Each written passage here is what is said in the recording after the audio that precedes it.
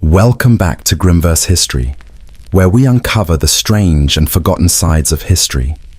Tonight, we step inside the heart of ancient Rome, not the empire of marble and triumphs, but the secret theatre where humiliation became a public art form. They called it the Eternal City, marble temples, golden armor, poets and philosophers, a civilization so refined it named the stars. But beneath those arches, something darker breathed. Rome wasn't just built on stone and glory. It was built on humiliation. Here, shame wasn't a mistake. It was a performance. The crowd didn't come for blood alone. They came to watch dignity unravel, to see power strip humanity bare and call it justice. You can almost hear it now, the echo of chains dragging across the sand. You open your eyes. The air is hot, dry, heavy with dust. 50,000 eyes glint like mirrors in the sun. You reach for your tunic, but your wrists are bound. The roar rises, and you realize you are not a spectator. You are the spectacle. Take a deep breath. Let the noise of your day fade away. If stories like these keep you awake in the best way, subscribe and keep the candle burning with us. Leave a whisper in the comments. Tell us where in the world you're listening from. Tonight, the empire can't touch you. Dim the lights. Let the hum of your fan become your heartbeat. Slow your thoughts. Let the room fall quiet. We're descending, slowly, into ancient Rome. It's the year 73 AD. The Colosseum stands like a god of stone. You stand among the crowd, a Roman citizen, cloaked in linen and sweat, another face in the roaring sea of approval. Below you, a girl named Lucia waits at the center, chains glinting in the noon sun. You tell yourself this is justice, that Rome is merciful. But when her eyes find yours, something in you trembles. She isn't here to die. She's here to be erased, one humiliation at a time. The sun stands high above the Colosseum. You can feel it, the heat pressing down like a second punishment. 50,000 bodies breathe in unison, a living animal of sound and dust. Midday, when the summer sun beats down on 50,000 spectators packed into stone seats that radiate heat like an oven. The roar of the crowd is deafening, a physical force that seems to shake the sand covering the arena floor. A woman stands alone in the center of the arena, chains hanging from her wrists and ankles. Her name is Lucia, age 19, daughter of a Roman senator who backed the wrong side in a recent political dispute. 3 days ago, she lived in a villa with marble floors and slaves who attended her every need. 2 days after, soldiers came to her home and arrested her entire family on charges of treason. Her chains are thin, polished, almost ceremonial. They glint the way jewelry does, cruelly beautiful. Rome never wastes a good metaphor. Every humiliation has a purpose, a script, and a sponsor. It's not chaos, it's choreography. The Senate approves it, philosophers excuse it, and the crowd buys tickets. Shame, here, isn't private. It's public policy. Seneca writes about virtue in the same breath he watches slaves die. Cicero speaks of justice while defending the right to strip a man's dignity before killing him. It's all very civilized, in the Roman sense of the word. They believed that humiliation corrected the soul, that pain purified loyalty. A broken body made a loyal citizen, or at least, a quiet one. The air in the arena smells of sweat, iron, and bread. Vendors shout above the drums. It's a festival.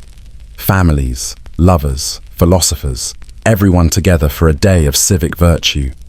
Children wave tiny flags. A senator's wife shields her eyes with silk as Lucia kneels in the dust.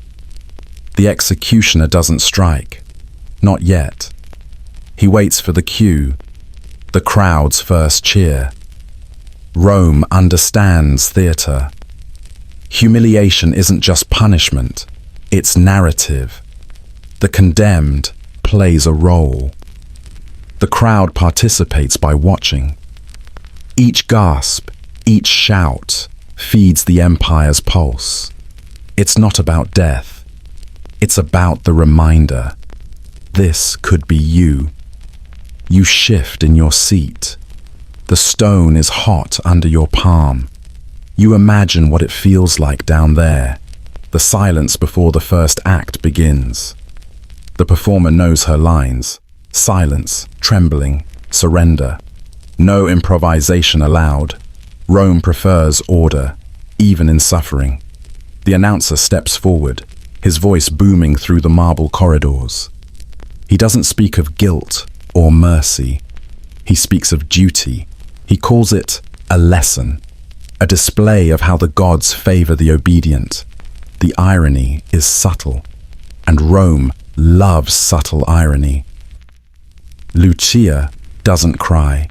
The empire doesn't want tears. It wants composure collapsing in real time. Humiliation only works when dignity resists first. The breaking must be visible. Otherwise, where's the spectacle?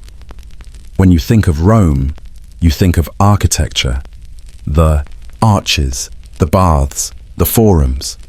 But there was another architecture beneath it all, the invisible scaffolding of control. Every citizen had a place. Every failure had a stage.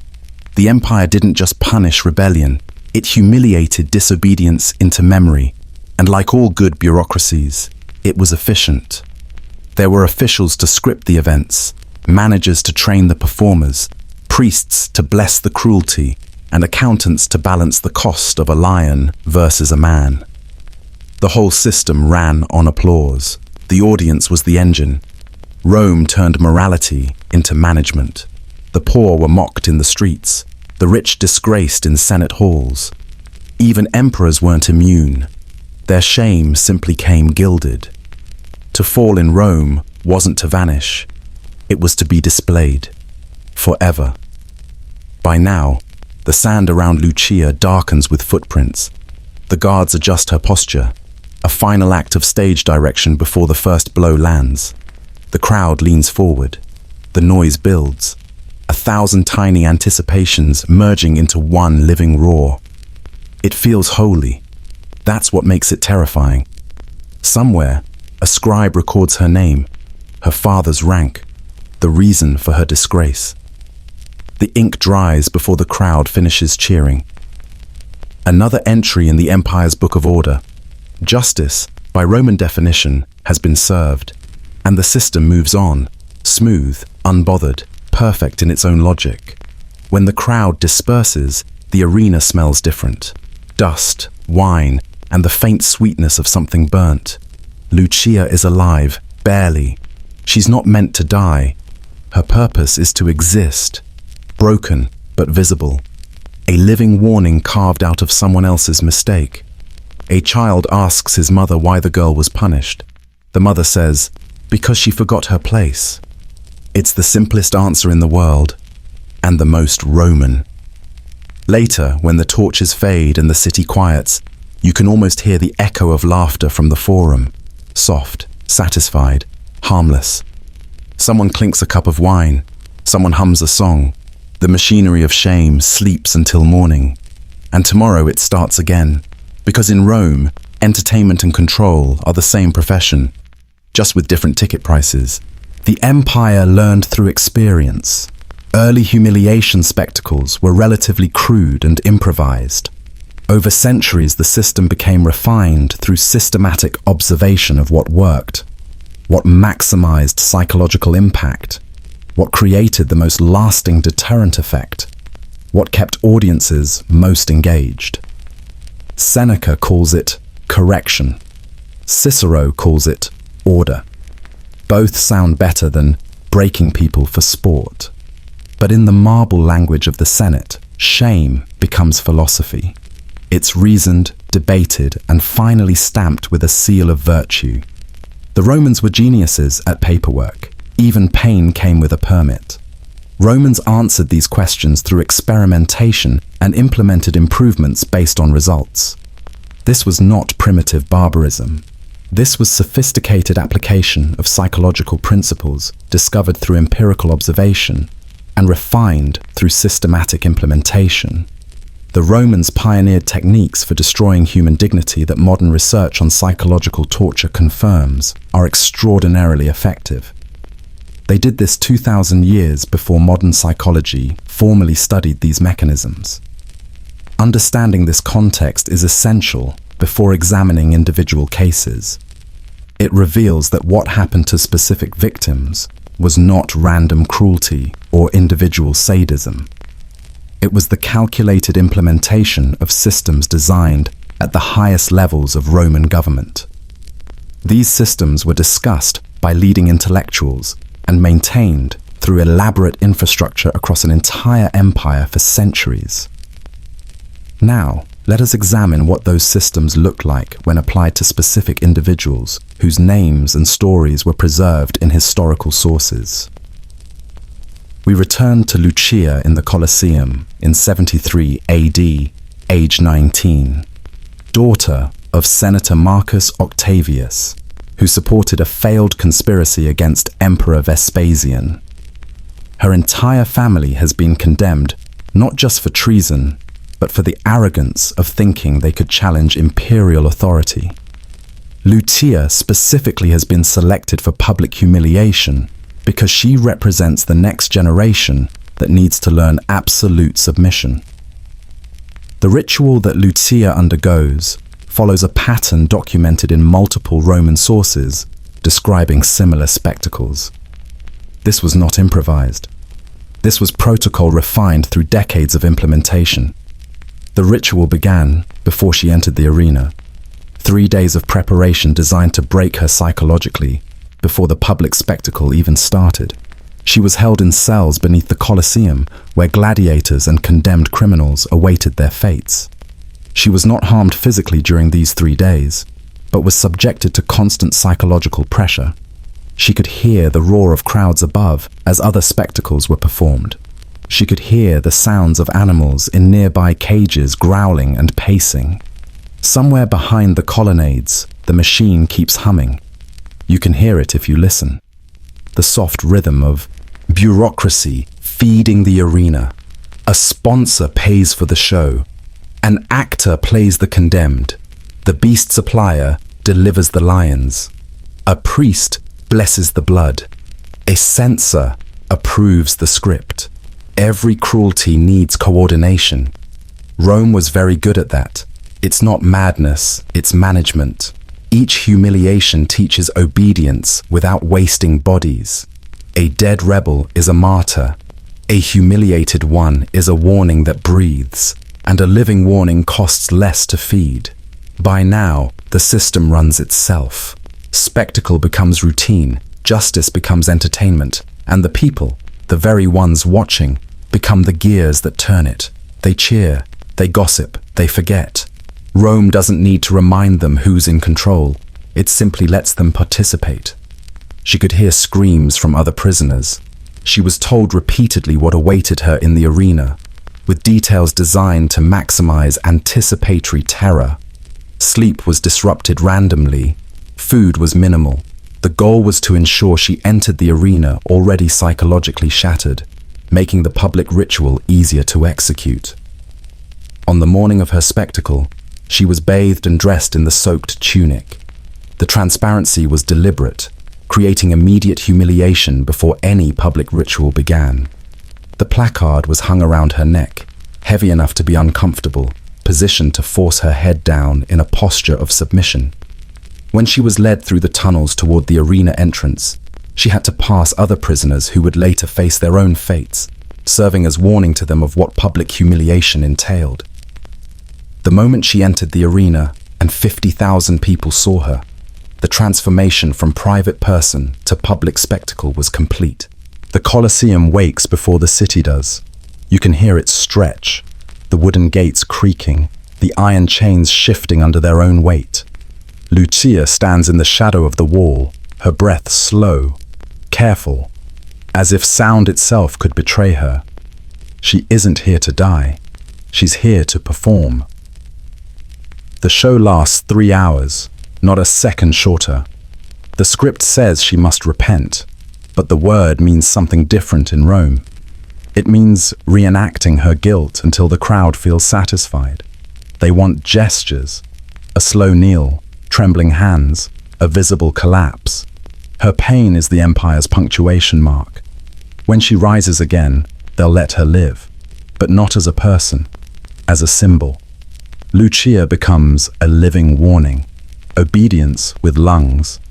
Every person in the Colosseum could see her humiliation. Many of them knew her family, knew her father, remembered when the Octavius family was powerful and respected. The contrast between her previous status and her current state was the essential element that made the spectacle effective. The 4 actors who entered the arena were professionals who specialized in these performances.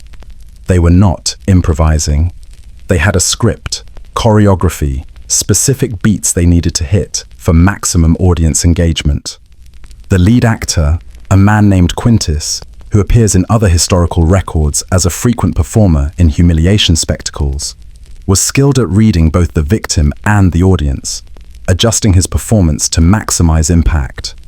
The wooden throne was placed in the center of the arena. Quintus forced Lucia to sit on it, then proclaimed in a voice trained to carry across the vast space, "Behold, the daughter of traitors who thought herself worthy of commanding Romans."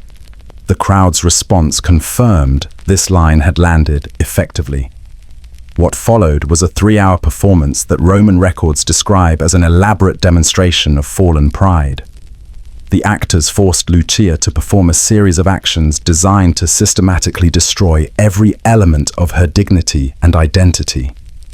She was made to perform a mock coronation, where she was crowned with a wreath made of garbage and excrement. She was made to receive petitions from the actors playing common Romans, where she had to respond with scripted lines, acknowledging her family's crimes and her own unworthiness. She was made to perform a banquet, where she was served rotting food that she had to pretend to eat while praising its quality. Each scenario was designed to create specific psychological impact. The mock coronation inverted the symbols of authority her class valued. The petitions forced her to speak words condemning herself and her family, making her complicit in her own humiliation. The banquet degraded the cultured dining that marked upper-class Roman life. Between these set pieces, the actors subjected her to more direct humiliations. They stripped away pieces of her clothing while delivering scripted lines about revealing the truth beneath. False dignity. They applied substances to her skin that marked her visibly, including ashes that symbolized the destruction of her family's household gods. They forced her into positions of submission, making her kneel and prostrate herself repeatedly. The audience was not passive. They shouted suggestions for additional humiliations. They threw objects into the arena, including vegetables and stones. Their participation was crucial to the spectacle's effectiveness. This was not just punishment administered by the state. This was the entire community participating in enforcement of social norms. Roman sources note that Lucia dissociated partway through the spectacle.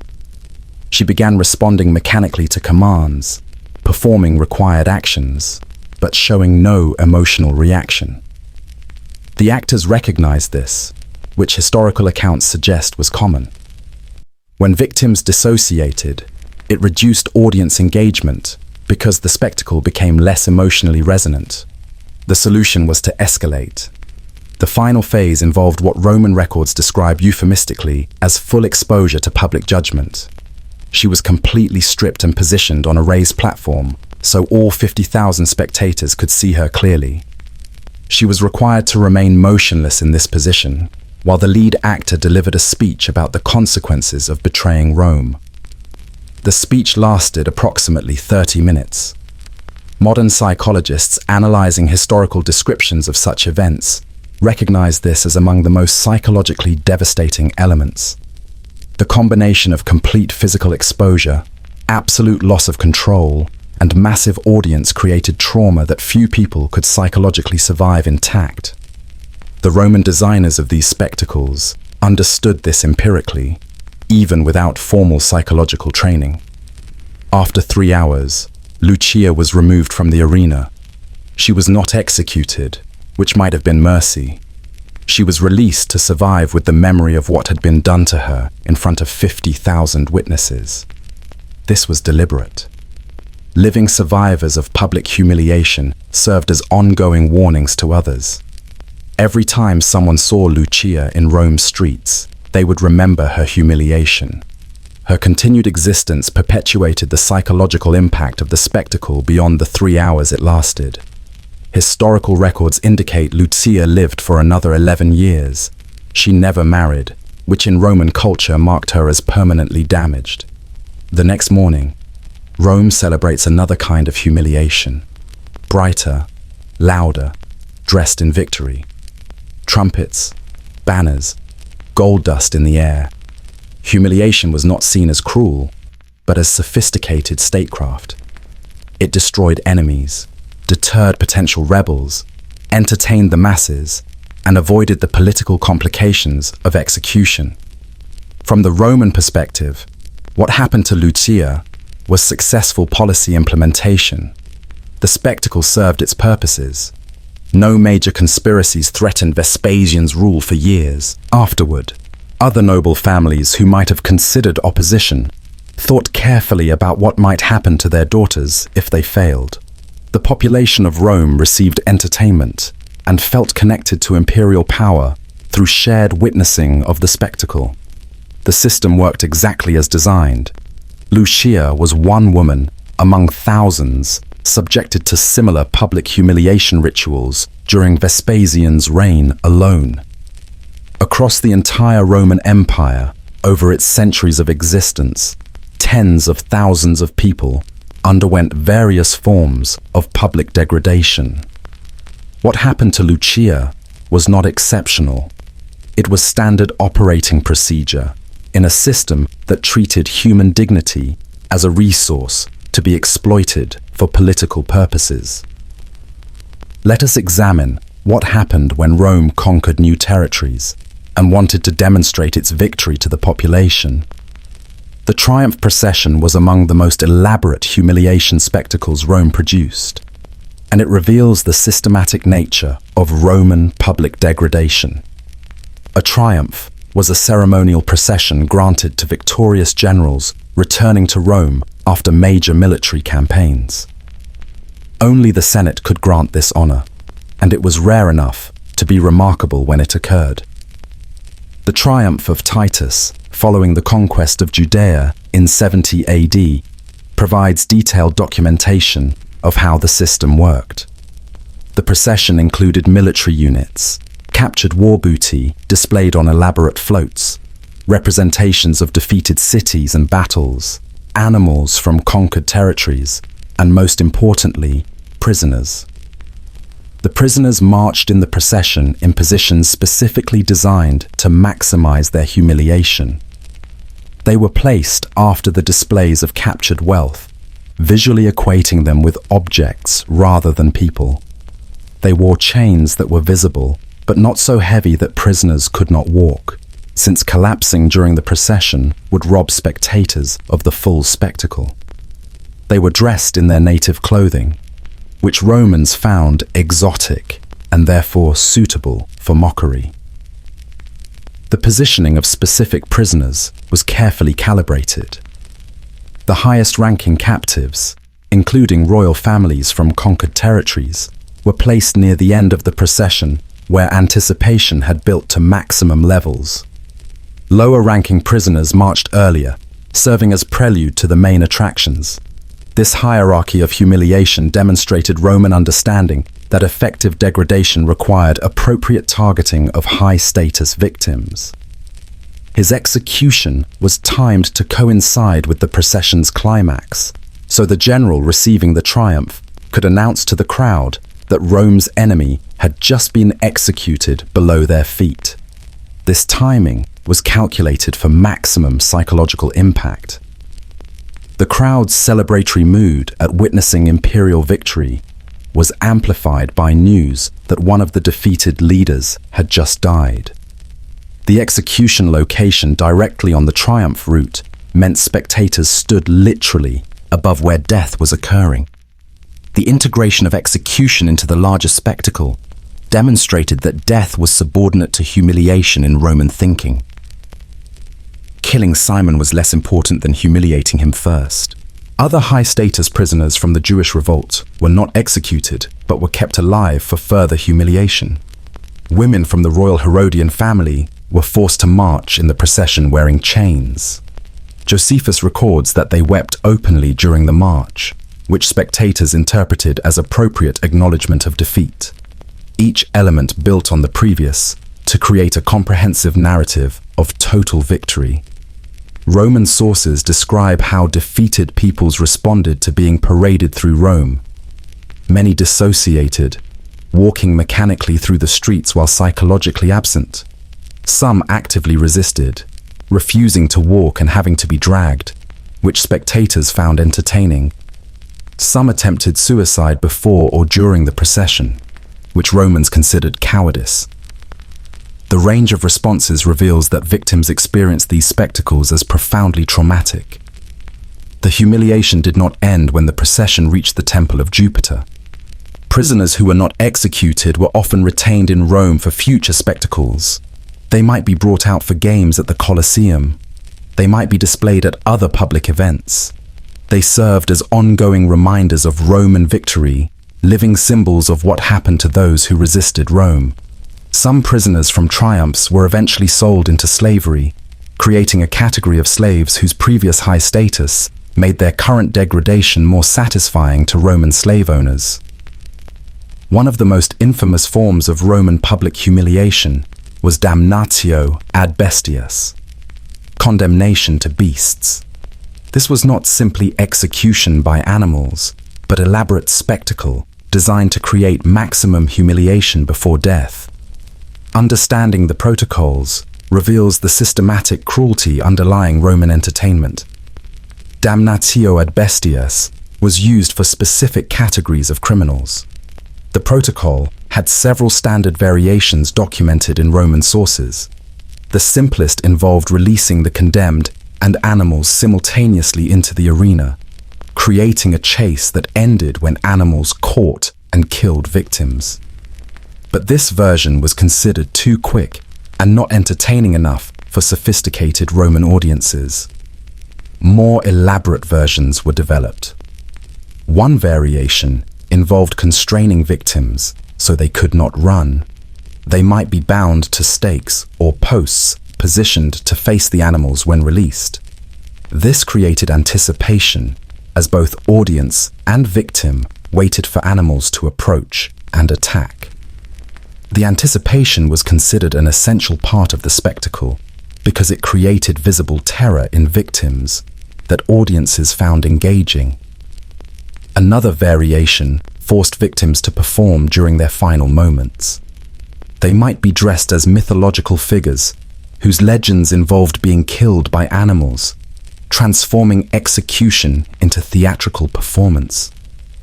They might be given props like wooden swords that were useless against the animals, but that they had to pretend to use. The forced performance aspect created humiliation beyond the threat of death itself. Perpetua was a noblewoman, aged 22, nursing a young child. Felicity was her slave, age uncertain, pregnant when arrested. They were imprisoned together with several other Christians who refused to perform sacrifices to Roman gods. Over several months of imprisonment, they were repeatedly offered freedom if they would simply make a token sacrifice, which they refused on religious grounds. The refusal itself was humiliating to Roman authorities because it suggested that religious belief could trump Roman power. This made their eventual public humiliation particularly important. They needed to be degraded so thoroughly that their faith would appear futile and their resistance foolish, discouraging other Christians from similar refusal. The spectacle was scheduled for games celebrating the emperor's birthday. This timing was deliberate, integrating the execution into a larger celebration and suggesting that destroying enemies of Rome was an appropriate way to honor imperial authority.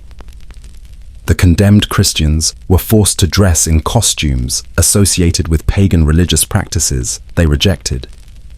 Perpetua and Felicity specifically were sent into the arena to face a wild cow rather than the lions or leopards that male Christians faced. The choice of animal was gendered and designed to create specific humiliation. A cow was considered less dangerous than major predators, but still capable of goring and trampling. The selection communicated that women merited less attention than men, even in execution, while still providing violent spectacle for audiences. The women entered the arena dressed in nets, nearly naked, which immediately created humiliation before the animal was released. Even the audience, which was accustomed to violent spectacles, found the exposure of respectable women uncomfortable. When the cow was released, it attacked Perpetua first, goring her and throwing her to the ground. She survived the initial attack and attempted to help Felicity, who had been knocked down but not seriously injured. Guards intervened to remove them from the arena because the cow had not killed them quickly enough, and the spectacle was dragging. This intervention was not mercy, but pragmatic management of entertainment value. They were taken to a side area of the arena where condemned prisoners who survived animal attacks were finished by gladiators with swords. Perpetua and Felicity were executed this way after the animal attack failed to kill them. The combination of animal humiliation followed by direct execution created a two-stage spectacle that some audiences preferred because it prolonged the entertainment. The prisoners were given minimal food during days of waiting, weakening them physically. They were held where they could hear but not clearly see what happened in the arena during other spectacles, creating anticipatory terror. They were forbidden from comforting each other with guards, separating prisoners who tried to pray together or offer mutual support. Lions and leopards from Africa cost substantially more than bears or bulls that could be sourced locally. The choice of which animal to use against which criminal was partly determined by the criminal's status, with higher status criminals meriting more expensive and dramatic animals.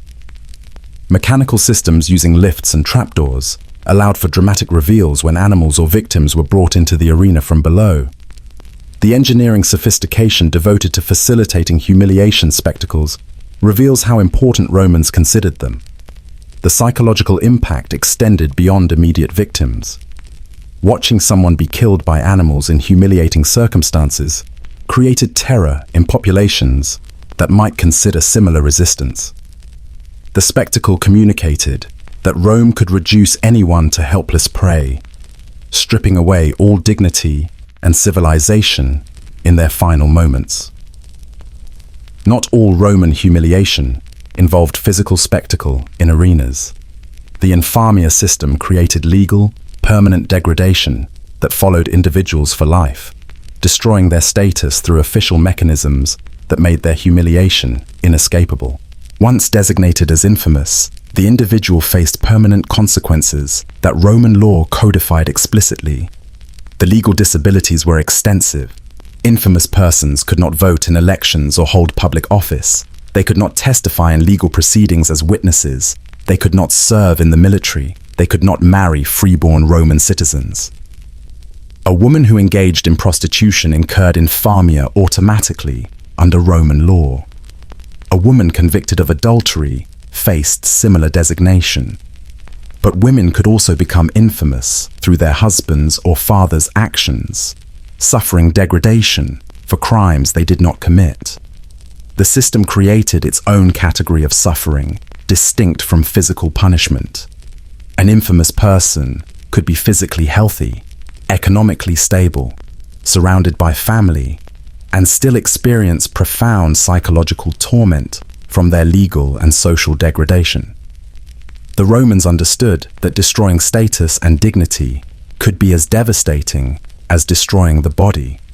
and they designed the Infamia system to inflict that specific type of suffering systematically.